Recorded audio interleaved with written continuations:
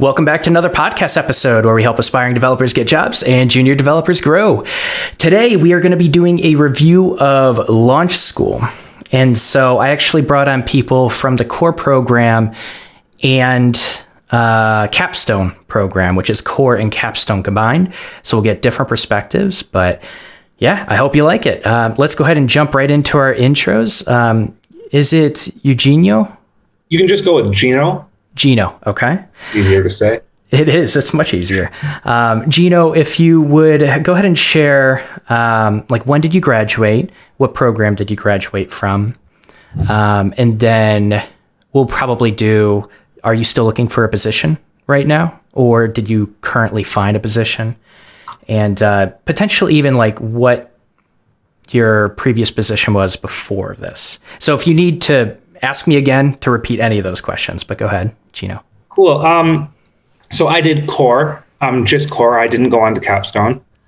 I graduated, I believe, in July of last year, so almost 10 months ago or so. I'm not currently looking for a position. I found a position that I'm happy with, that I'm really enjoying. So everything's great there. Before this, I hadn't worked in sort of tech or anything tech related at all. I had dabbled with coding a little bit, made a couple of projects for myself, but I had been living in Taiwan for the last 6 years before that, and I had been teaching ESL at various schools. Okay, very cool. And so you actually woke up super early for this podcast, didn't you? I mean, earlier than usual. Yeah, I woke up about 6:30 in the morning. It's 7:30 now. Okay. I really appreciate that. I know I tried double checking to make sure, but yeah, thanks for being here. No problem at all. Daniel, how about you? Hey, I'm Daniel. I'm based in Toronto, Canada. I just graduated from Capstone in December.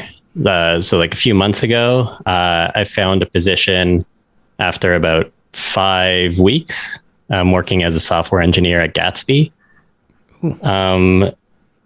What else was it that what I was doing before? I was, so I have no prior coding experience or programming experience. I worked in hospitality before. So I was doing stuff like bartending and like front of house management and stuff like that. And pretty much everything I picked up was from Launch School. All right. Really cool. Thank you. How about you, Joe? So I'm Joe. I'm in Boise, Idaho. I finished core in December of 2020. And I'm looking for a job. And my work history is pretty much just really basic entry-level IT positions, help desk, service desk, that kind of thing. Okay, very cool. All right, let's dive into it. I'm excited. So why did you choose this coding bootcamp? And so I probably should have given a heads up. Feel free to just speak up. We're going to talk over each other just a little bit. We'll kind of get comfortable with that. But yeah, why did you choose it? I had tried other programs. I was in a program that I was paying for earlier, and I hated the fact that they wanted to teach me WordPress. So I was like, I'm not going to waste my time with this. And the fact that Launch School seemed to talk about going so deep into the topics that they taught was what really drew me to it. But I don't know about you guys. So go ahead. Thank you. I'd been dabbling with coding a little bit. I've been teaching myself Python just to see if I could learn coding. Like I wanted some sort of a challenge in my life. It seemed like the cool thing to do. So I was working on some Python, and eventually I went to try and build a website, just following like an intro to Django book. And I built a website, their website. And then I went to go change it and make it like my website. And so many things broke and didn't really work. And so I showed my code to a developer friend of mine. And he's like, there's some goodness in here, man, but you're missing like a lot of the fundamentals. You need to, if you want to do web development, because until that point, I'd been looking more at maybe data analytics or something. He's like, you really need to focus on some of these fundamentals and clean this up, and then I can help you a lot more. So that led me to the search for a place based on fundamentals of web development. Between that, I live in Asia, right? So this was a place where you can, it works almost asynchronously. It worked for me in this time zone. I could do things on my own time. And I really liked that it was a monthly subscription. So I wasn't paying a ton of money up front. And then if I didn't like it, I was like, oh no, I'm out a ton of money, right? It's 200 USD a month when I was part of it for core. And if I didn't like it at any point, I could stop. And I could also pause it, which I did a couple of times when I had other things to do. So, I mean, the flexibility and the focus on fundamentals and wanting to do web development brought me there. Cool. Yeah, and I guess for myself, I actually knew somebody who went through the entire program, both core and Capstone, before I started, and he just kept trying to he kept just raving about it over and over again. And then I was looking for something new to do to transition careers, and I picked a good time right before the pandemic. So I started then, and yeah, didn't look back. Okay. Very cool. So what'd you learn? What was the curriculum? What did it encompass? Well, there's two tracks in core. You can do Ruby or JavaScript. And Ruby, they start you off with the really basics, very fundamentals, hello world, that kind of thing. Then they kind of go into object-oriented programming. And if I remember correctly, they go into the basics of networking, basics of like relational databases, and then it kind of moves to the front end, which with HTML, CSS. I think Ruby Track, they'll also teach you JavaScript. I didn't take that, so maybe either you guys would know. I did JavaScript, and everything was like you start at back end with Node, and pretty much the same style: object-oriented programming, databases, networking, and then fundamental front end stuff. Pretty much. I did the Ruby track. So yeah, you start with Ruby, and then the front end is still all in JavaScript. So you use Ruby for learning the back end stuff. You learn like object-oriented programming in Ruby. You learn object-oriented programming. Your first assessment is on like the fundamentals of Ruby, the basics of Ruby. You have a live coding challenge done in Ruby that you need to pass to move on from, I believe it's 109, one of the earlier courses. Could have that number wrong. And then you transition into JavaScript. And I think it's like a truncated version. Like we won't learn everything they have in JavaScript, but we'll learn quite a few of the same courses. I did feel going through, like I went through the Ruby track as well. And I don't feel like I know JavaScript any less than necessarily the people that went through the JavaScript track. Because you also have the option after you're done your whole subscription to like go back and do a couple of the back-end JavaScript courses. And by then you kind of realize how similar, like you can just fly through these because it's more about the concepts. So it's like, if you understand the concepts, picking up something new is like a breeze. Interesting. So you're basically saying you don't learn any extra JavaScript in the JavaScript. It's easily transferable to Ruby. Are you justifying that just because it feels like you're picking up the JavaScript when you go through the courses? Or, I mean, like, are you legitimately like building out, complete front ends, even like with a framework to like, just something to like keep diving back into JavaScript to understand it well? So one thing about Launch School, like you don't learn a framework, you learn fundamentals. Like they're really fundamentals focused. You have no trouble. Like once I graduated from core, I went to rebuild the application I told you that I failed on the first time in Django. I taught myself Rails in no time online. I built the application in Rails. It's live. It's on the internet. It works. And it's what I wanted it to be, and it's more. And I taught myself a little bit of React. and all of my basis in JavaScript that I use for teaching myself React. And again, I built my own little personal portfolio website in React. It's live, it works, it looks good. And all of my knowledge about JavaScript was from that front end portion. But you don't learn a framework. So is the course paced or is it self-paced? It's self-paced. Okay. How many hours would you say it consists of? It's all over the place. It depends who you ask. I think I logged mine. I think I had 500 hours last year total. I logged mine at 1,500. Yeah, I know on the Launch School forums, there's like an ongoing thread where everybody just kind of logs their hours.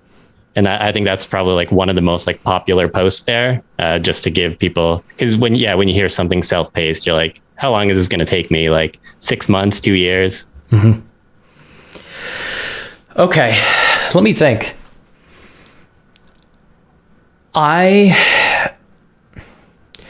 Okay, so I think if I just go with the normal format of questions, I think this is going to give me all the answers I need. So I'm going to keep asking questions, and I might have some holes to fill at the end. But this is good.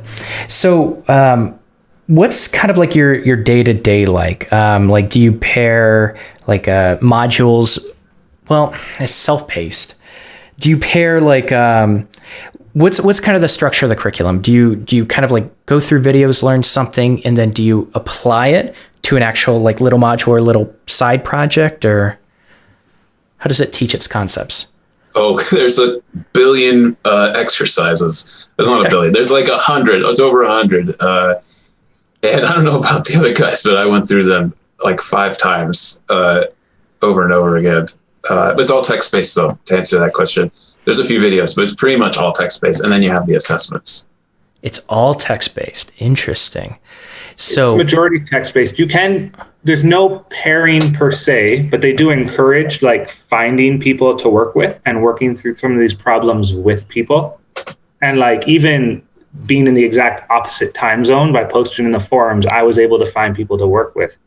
So I did end up pairing per se and working through problems with a couple of different students who were at roughly the same spot in the curriculum as me.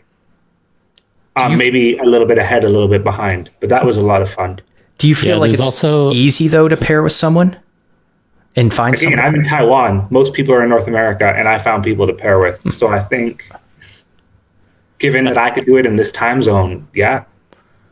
Okay. They have like a Slack channel or Slack workspace as well that is like very, very vibrant, and there's a lot of different like student-led kind of like study groups and stuff like that, where people like actively look to find people to like pair with and people to like team up with.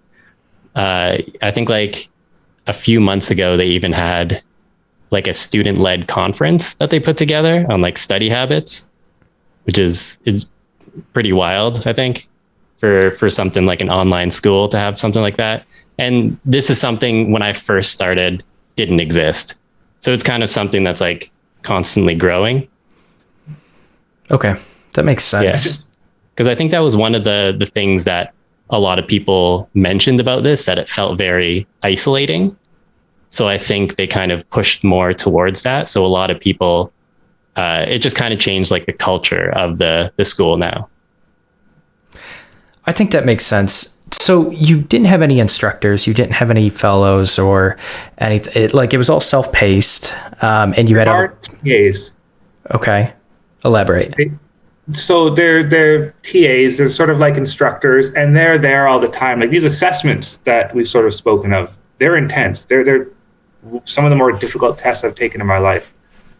They're 3 hours, they're timed. You need to use precise language, and you need to get above like 90% just to move on through them. And these ask questions.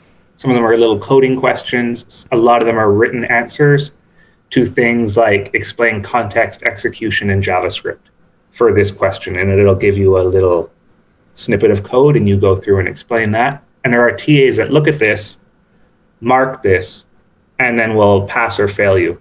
There's even, like I said, live coding challenges. So like you'd see with a job interview, like I saw with a job interview, where they give you a little question and you solve it live in front of them and talk out your thought process and write pseudocode. And again, you need to pass these to move on to the next level of the course. The TAs are active in Slack. So if you have a question, or even sometimes they're just chatting with students, they're in Slack. And then there's forums where if you're stuck, you can post questions, and the TAs are in the forums. So you don't have like a lot of one-on-one time with a teacher or anything. But there's TAs, and there seems to always be one active at whatever time of the day to help you in the forums and in Slack. And they're involved in the grading process for like the assessments, both written and live coding. Okay. There's also TA-led study groups as well that are pretty frequent. So it's like if you're studying for like the first assessment, there'll be like a study group about that assessment to kind of get you prepared for it. And then also, I guess something to note, the interview or like the live coding assessments are pretty much on par with what you'd see in a job interview. So by the time you're looking for a job, those kind of interviews are just kind of like, you can do like the back of your hand. Like those are like the easy parts of your interview process. Okay. So that's interesting that it has TAs for self-assessment. I think like a lot of, or not self-assessment, self-paced. A lot of self-paced programs are starting to realize the value, and what people are actually looking for is a little bit like that mentorship. Like if they get stuck, they want to talk to someone, even if it's like someone on Slack. So that's really good to hear. But you and Gino, did you say Gino? Was that? Yeah. Gino, you had talked about this project or these projects that you ended up with when you finally did graduate the program. What I like to ask is, all three of you, what was one project that you were really proud of that you ended with at the end of the program? So again, you don't really build projects in the program, you build fundamentals. I built these projects once I completed the program on my own time. But the program gave me the skills to complete them. Like they're projects I tried before the program and they bombed. And I did them after, and I'm very proud of them. But you're not going to leave, at least core. Capstone is different. You're not going to leave core with a portfolio. You're going to leave core with the skills to build a portfolio. Okay, so it doesn't even recommend that you build a project to reinforce what you're learning? It does, but it doesn't say to do that while you're in the course. Why do you need to be paying for a course to build a project? You're not paying for the course to build a project, but typically a lot of students are going to reinforce a lot of what they're learning through project work. A lot of these modules, a lot of these tests aren't designed to reinforce it in a complex manner enough that projects will reinforce it for. So when you're kind of... I'll stop. So when you're like halfway through the program, like you're getting close to the... So it's split up between like back end and front end. When you get close to the end of the back end, they actually do recommend you do kind of like a little side project, but they say like, don't get carried away with it. Just take like a week or two max. Don't like try and build a portfolio, because it's like you can build a much better portfolio once you have all the skills that you need. So this is mostly, so I think I built like a app to like schedule like watering your plants or something like that. And so just like a dinky app that didn't make my actual portfolio when I was job hunting, but it just kind of helped me reinforce, like you said, some of the things that you learned as you're going along. And you also kind of build like to-do apps and like the kind of like standard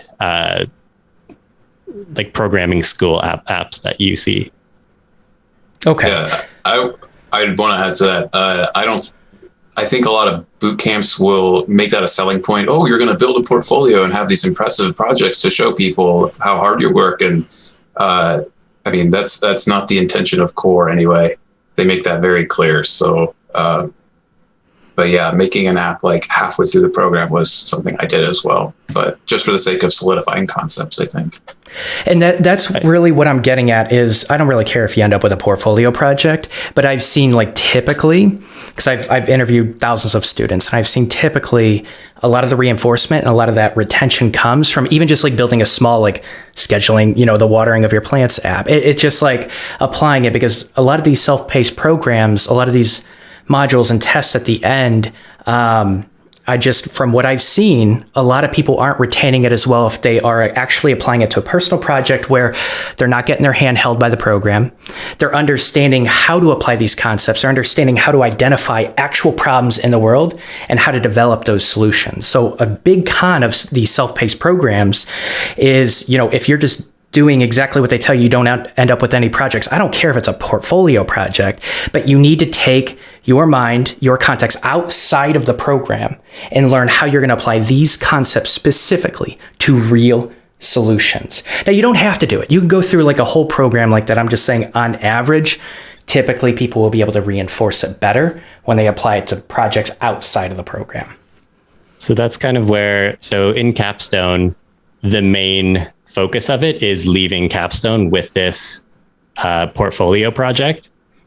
And it's more of a like problem focused, engineering based project. So when I was going out and interviewing at companies, and they often thought it was a startup, like it was, I think the project you come out with is like that impressive that people have like tons of questions about like the architecture, the different like engineering choices you made, the trade-offs between like all the different pieces. And yeah, like one of the most common questions I got in interviews are like, so like, why are you leaving Stagehand? Why do you want to like leave your startup? Well, how did you word it on your resume? Yeah, so it's separate from the school, so it's kind of like its own thing. So it does look like a startup. Gotcha. I would be really curious about how they recommend people actually put that on their resume. Do they say just list it under experience and you put you pretend like it's the name of the company and then like you were a software engineer here? Yeah. So in Capstone, they work closely with you, even in the job hunting process. So they give you a lot of information. Like, I don't think I would have been able to get as good of a job as I did without kind of the context that you're given and like how to approach job hunting. So I remember the instructor kind of mentioned that the goal of this is so that you learn how to job search so that the next time you want to switch jobs, you can do that on your own. You don't need them. So it's like that in itself is also a learning process that I think, from what I've heard, a lot of boot camps kind of lack that guidance.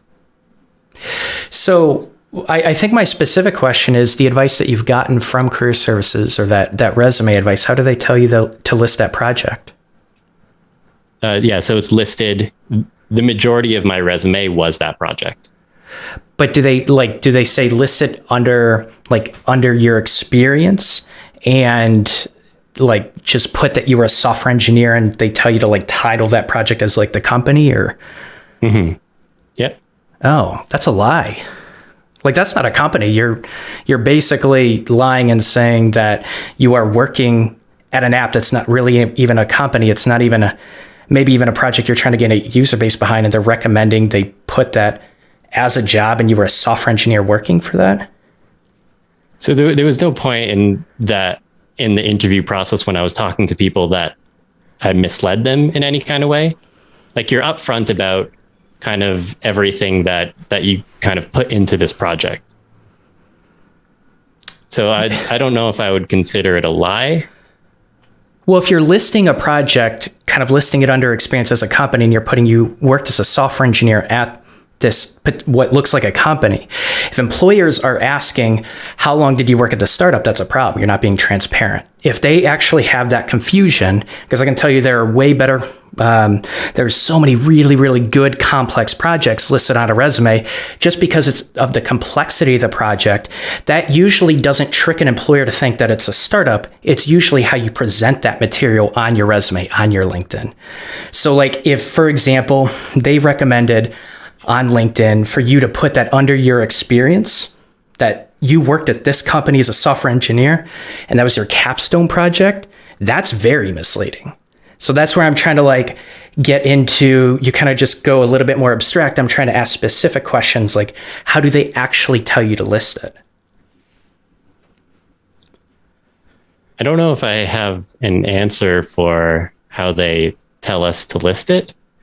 It's just, so if you build a really impressive project and you want to put it on your resume, like if you look at kind of like my resume, there's no separation of just kind of like hobby projects and like bigger projects that I've done. So it's like, how do you kind of give it the time of day, but also include it there? Yeah, go ahead. Do you list it? Is there like a title that says under my projects, here's my list of projects, and I know you have a name for them usually. Is that where you put it, or do you put it under like work experience? Because I don't know either. Yeah. Yeah. So I think it was, I could pull it up now, but I don't remember what like the title of the section was, but it was like, so what I had was the project, and then also kind of as a kind of like working or learning engineer, or not working, like a hobby engineer, I guess. Hobby engineer. So that's kind of where I put all the other projects that I did. So I wanted to kind of separate this project because it doesn't really belong. The scope of it is very different than kind of the smaller projects that we do along the way. So you can illustrate that through more bullet points, but yeah, I think the label of the section is important, and where you're not quite remembering what that label is. And I'm not saying you specifically like lied about this, but I think it's important because, hiring managers, I know several of them are tired of like having to completely dig through all these resumes and like, what does this engineer really know? Like they keep saying that they're working for all these companies. They make up a startup name and they put all of these skills, like any skill they touched. It doesn't mean if they even know it. If they touched it, they put it as a skill. So a lot of junior engineers are like constantly being tested and very critically about like, are they lying? And that's kind of like a question at the back of a lot of hiring managers' heads, is like deciphering like what they actually know from what they're portraying as. So it creates a lot of distrust. So you, like me, I'm someone that talks about this a lot. I rant about it a lot. It does create tons of distrust from junior engineers and hiring managers. And I'm trying to kind of illustrate, you could still sell that you just made an amazing project. You're easily going to transfer into being a software engineer. But how you do it, like I'm trying to say, like, you don't have to lie to do it. So how you do it, like the devil's in the details with that kind of stuff, with the LinkedIn and resume. Like if you, for example, like you even see people put like, I was a software engineer at this learning platform. It's very different than saying you were a student at this learning platform. So that's kind of like, those are the kind of details in my mindset of like why I'm like really digging into this. But, you know, without like more details, I guess I don't really have any other questions. But it sounds like at least the project is something that creates questions and a constructive conversation in the interview. It's something that you're really proud of after you graduate Capstone. Okay. Sounds pretty cool. So, all right. Yeah. Without more details, I can't really dig into it more. You know, one thing that you mentioned, Gino, is you felt like the curriculum was good enough where you were able to apply that right away. And it sounds like it kind of clicked a lot when you started working on your projects. And that's really good to hear, because that's hard for self-paced programs to accomplish. I guess, like, when you started working like on your first project, And even you, Joe, or you, Daniel, when you started working on your first project, do you feel like you had a reference to material a lot? Did you just look up the API documentation?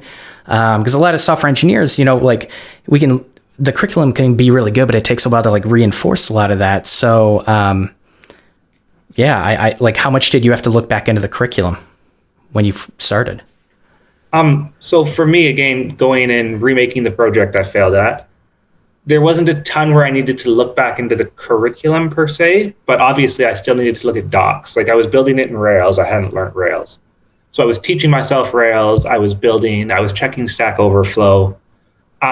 Really, like the assessments, you're not allowed to move on in launch school until you have a pretty solid basis on what they've taught you, and it's really fundamental based. So I felt like that was there, but I still needed to build on top of it, right? Like I'm not going to build a Rails app and not need to learn anything about Rails when I haven't touched Rails yet. And I ended up using Tailwind in the project. I hadn't learned Tailwind, right? So I'm teaching myself this as well. But I had the fundamentals to teach myself this quite quickly and get the project working without really getting stuck or overly confused. It was still hard work. There was still a lot of learning going on, for sure. But again, it was a world of difference between when I've tried to build that project the first time. And it's still up, it's still being used, and I'm still proud of it. And I've hidden the first one. You can't even find it on GitHub. It's a private repository because it's so bad. Wait, so you have a user base with that project though? It's not a huge user base. It's not breaking the internet. It's not even breaking the free tier on Heroku, but there's people using it. Yeah. That's really cool. Okay. Yeah, I mean, so is it immediately applicable right out of the program? The assessments do a good job of really drilling it into the exercises. For me was what really did it. But one thing Launch School does a lot is it makes you refer to the documentation. It says, here's the documentation on this after we've explained it to you. They're like, read the documentation. I spent so much time in NDN in the JavaScript. So yeah, I have to look at the documentation a lot, but I've gotten pretty good at kind of taking that information in and leaning on that when I have to. So I'm pretty comfortable doing that personally. Okay. Yeah, and I think that's something that is a good skill to kind of hone. Like Joe mentioned, referring to the docs a lot and the documentation for certain things. So just knowing where, like, there's so much information out there that you can't possibly know and remember everything. So just knowing where to look and how to find the information you need really quickly. So I did really like how they made you comfortable looking up documentation and kind of figuring out like what you needed from that documentation. And I want to make a point about that. I know there's other boot camps that people have gone through, and I've heard them say, well, they made me refer to the documentation a lot. What was the point of paying all that money if I could have just read it myself? For whatever it's worth, I think that it is a text-based program, but I think it's exceptionally well written. It's very clear, concise, easy to understand. And I think that might be because they are open to feedback and they're constantly changing it. And I know that's like really arbitrary to say that it's great, but I mean, I was really impressed as far as a text-based curriculum goes. It was relatively really good, I thought. Okay. Yeah, and that perspective from you is really helpful to hear. Because I haven't actually seen any module. I haven't looked at it, but if you feel like it sounds like overwhelmingly all of you feel like you were able to retain it, that it taught it really well for curriculum, especially with the challenge of it being text-based, which is a challenge for a lot of people. So that's interesting. I would be very curious why they tossed. I wonder if they considered pairing it with like just mini projects, like you said, Daniel, just mini projects on the side to be able to reinforce it in a different context. I'm curious why they chose the route they did versus that, because you see a lot of these self-paced programs, even a lot of boot camps are very, very project-based. That's what the whole industry is like really pushing for. And so, but on the flip side, a lot of coding boot camps sometimes skip over the fundamentals. And it sounds like Launch School really hones in on those fundamentals. And I can't tell you how many people that graduate from a coding boot camp, they go to an interview and they get tested on fundamentals. A lot of employers test on fundamentals and they kind of just get tripped up. They don't really know the intricacies of the language that they just learned. They don't really know fundamental programming concepts. So, what I hear, it really honed in on that for that amount of time. That's really good. Now, my last concern is, great, you focus on the fundamentals, but ultimately, it's a highly saturated market. And if you're applying, for example, for even a front-end position specifically, and you don't have any knowledge or experience with a framework whatsoever, you're going to be less marketable. Just you are. And that almost has become a requirement for front-end positions. You can pick that up with fundamentals, but I want to say, when you actually graduated Launch School, do you feel like you were well prepared for your first software engineering position, for an actual developer position? I don't feel that way, but I don't think that's a fault of Launch School. They were really upfront about this. There's a link I can send you if it's helpful to people. Is this for me? And they do say that explicitly. If you're trying to get your first engineering job or get your foot in the door, this isn't for you, because this isn't. That's not the goal.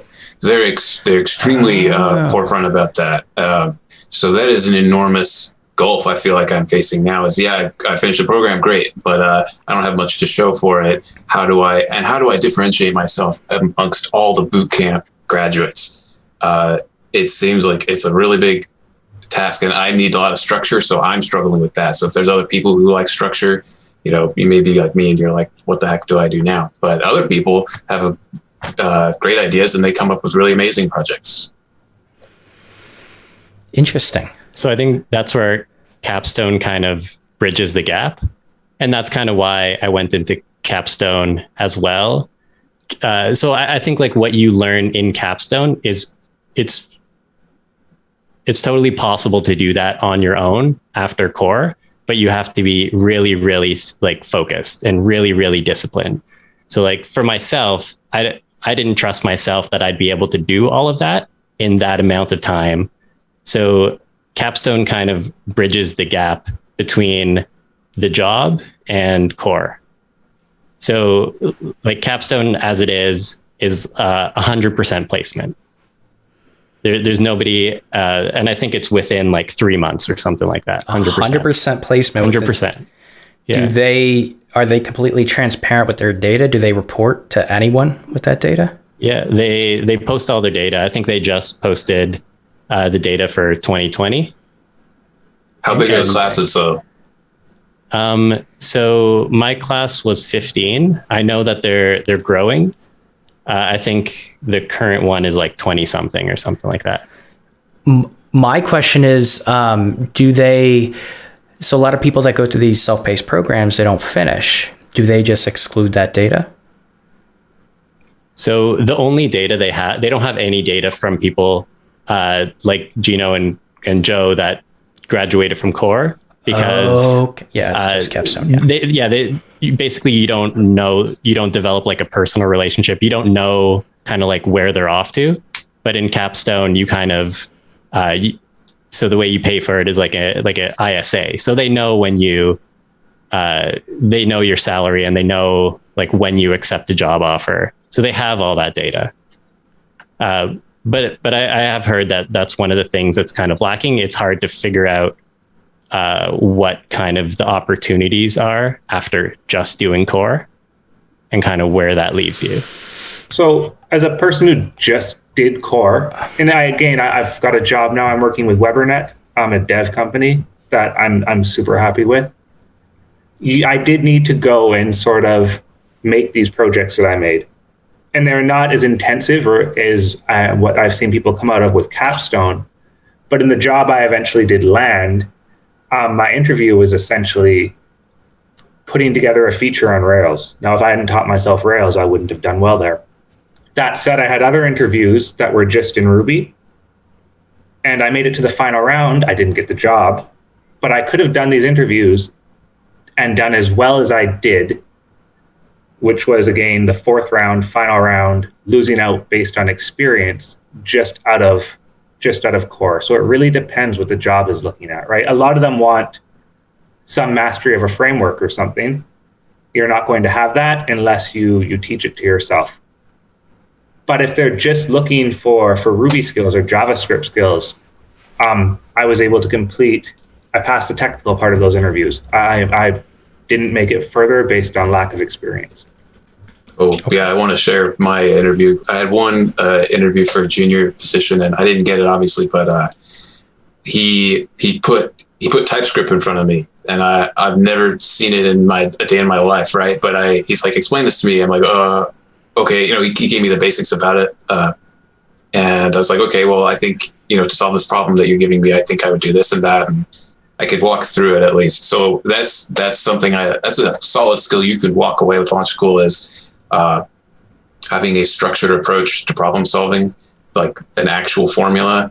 So even if you can't answer, you can't give them the answer they're looking for, you can at least walk them through how you'd solve it. And I think that can be impressive sometimes to the right people. It can. I completely agree with that. And it sounds like... Go ahead. Sorry, I just wanted to kind of piggyback off of that really quick. One of the things that I would hear constantly in like job interviews, like live coding interviews, where you'd be talking to the hiring manager and they're kind of giving you like hints to, and one of the things that they would constantly say is something like, make sure to write down kind of like your problem solving, or just like don't code right away. Basically have an idea of how you're going to solve it before coding it. And like going through launch school, that's just second nature to us. Like it's weird to think that people don't do that. That like coding should be the easiest part of a problem. Yeah, that's a really good idea. And, yeah. So, okay, I'm just mulling over a lot of this. I think it sounds like they do a really good job of teaching the fundamentals, which carries over even if you don't participate in the Capstone.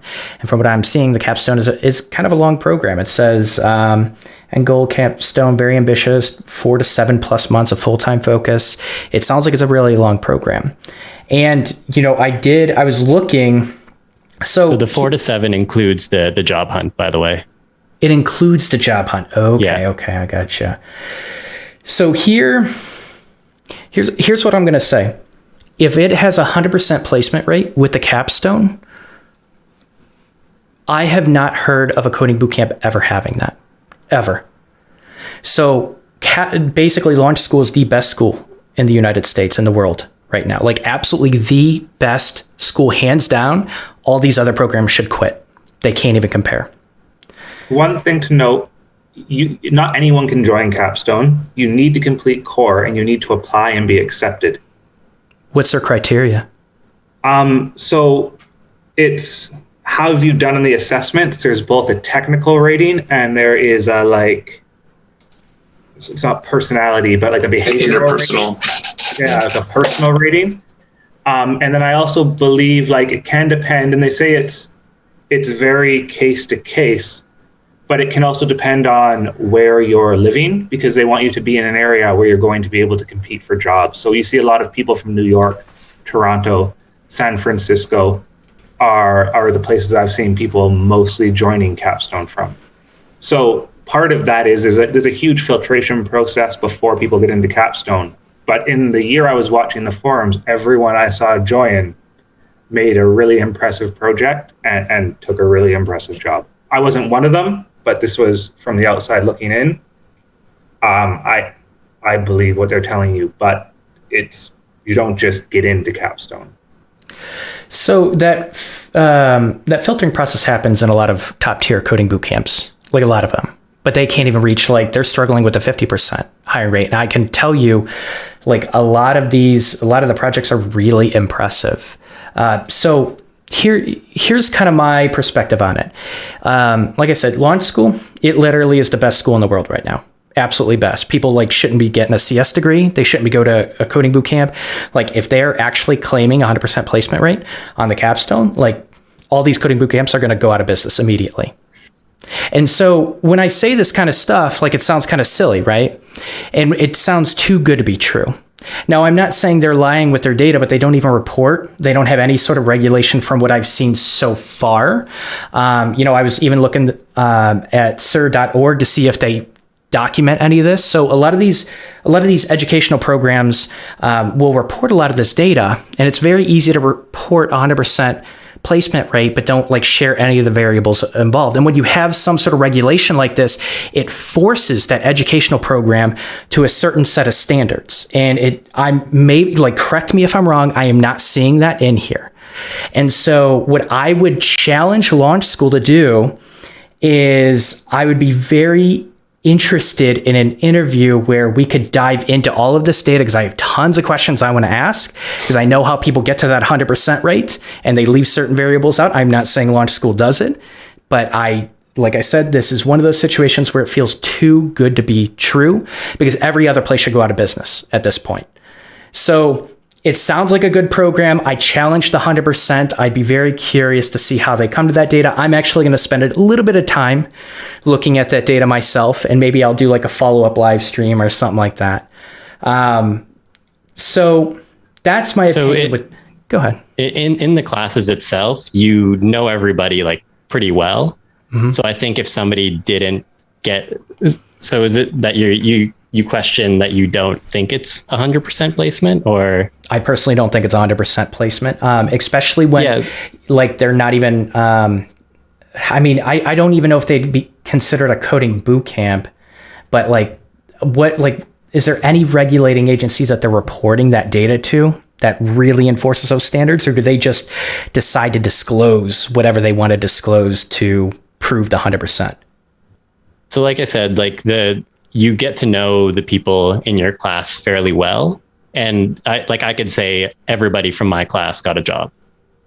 Like I know that as a fact. And okay. I think like all the previous cohorts are the same. Like I don't think that is like falsified data or anything like that.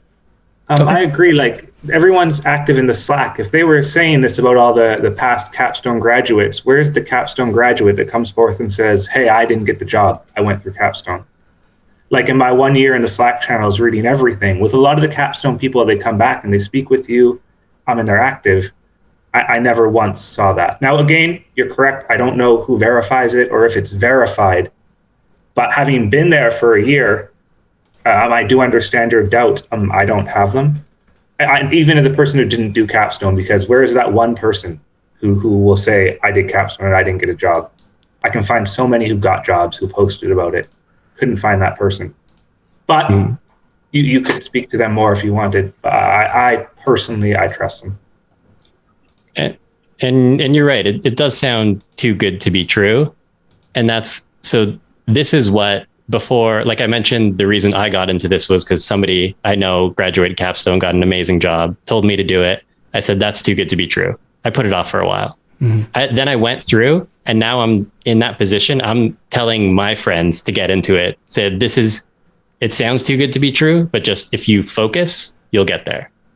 So I'm not saying that like everybody can go through this. It's not for everybody. But it's something that if you put the time in there, you'll get there. Okay.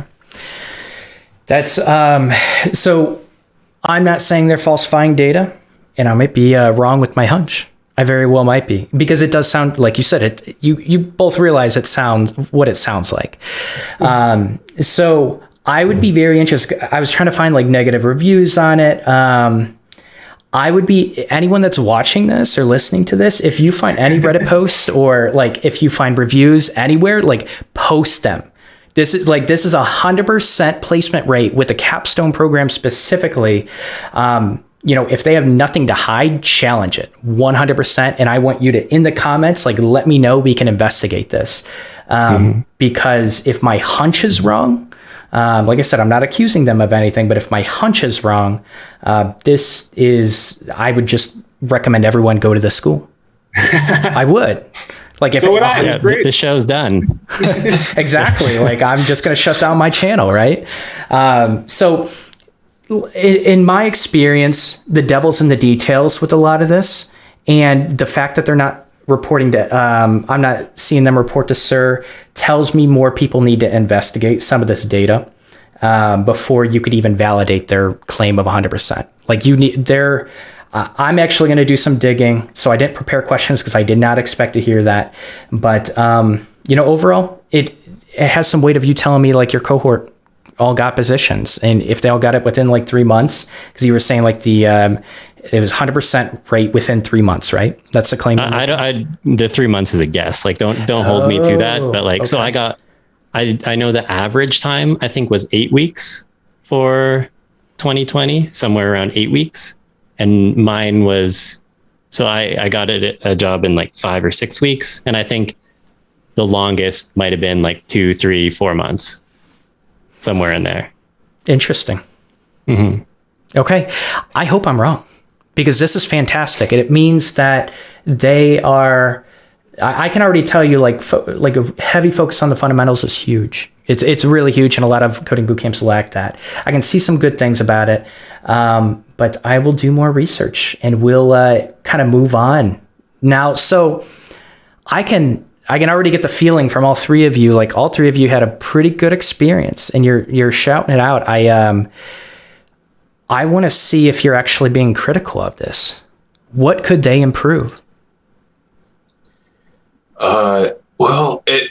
When I first got your message, I was like, yeah, I mean, we can talk about the pros and cons. I'd encourage other people like you are to find the cons, because the thing is they tell you what you're going to get before you get it. So you're not surprised. There's no curveballs. They're extremely transparent. Maybe it's important to mention what really sold me, the reason I started to trust them was they gave you one of the first things you had to do was read this long article about their history. So they did used to be that kind of boot camp that was like shoving people through. Some people went to Google, other people fell off the face of the earth, and we don't know what happened to them, So they've kind of been through that, and they've aligned their goals to be not like that.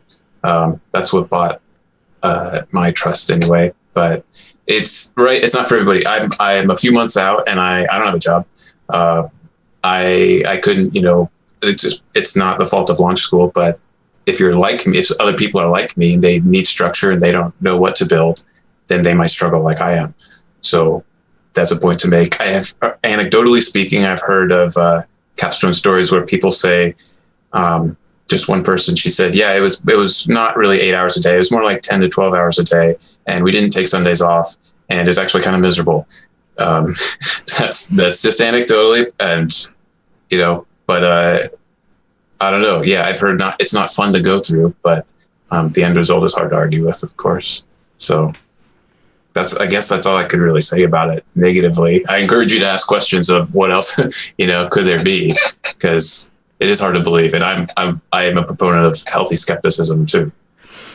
And that's good. And the reason why I don't really ask questions with constructive criticism is because you should have thought of these already. I'm not saying you specifically should have, but if you didn't, and you actually did bring a couple things up that you're it really takes a right personality and more hours. You don't even get a break.